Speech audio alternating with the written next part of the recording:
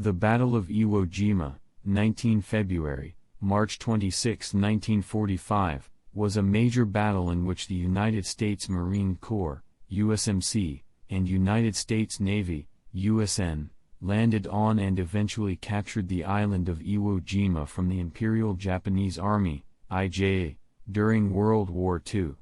The American invasion, designated Operation Detachment, had the purpose of capturing the island with its two airfields, South Field and Central Field.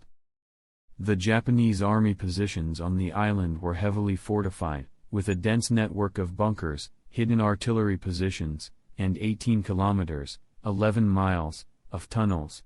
The American ground forces were supported by extensive naval artillery and had complete air supremacy provided by U.S. Navy and Marine Corps aviators throughout the battle.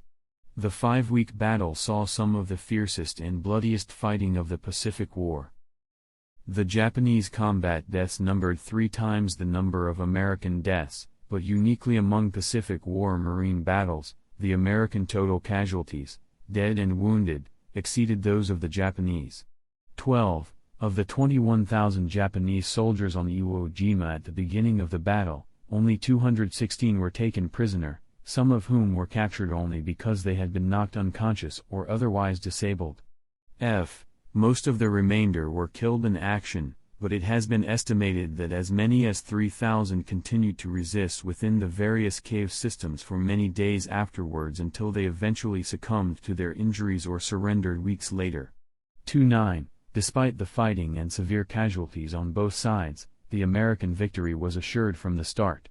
Overwhelming American superiority in numbers and arms as well as air supremacy, coupled with the impossibility of Japanese retreat or reinforcement, sparse food and supplies, permitted no plausible circumstance in which the Japanese could have won the battle.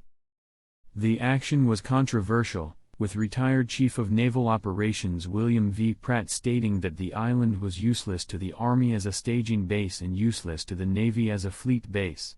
The Japanese continued to have early warning radar from Rota Island, which was never invaded, and the captured airfield was barely used. Experiences with previous Pacific Island battles suggested that the island would be well defended and thus casualties would be significant. Joe Rosenthal's Associated Press photograph of the raising of the U.S. flag at the top of the 169 meters, 554 feet, Mount Suribachi by 6 U.S. Marines became a famous image of the battle and the American war effort in the Pacific.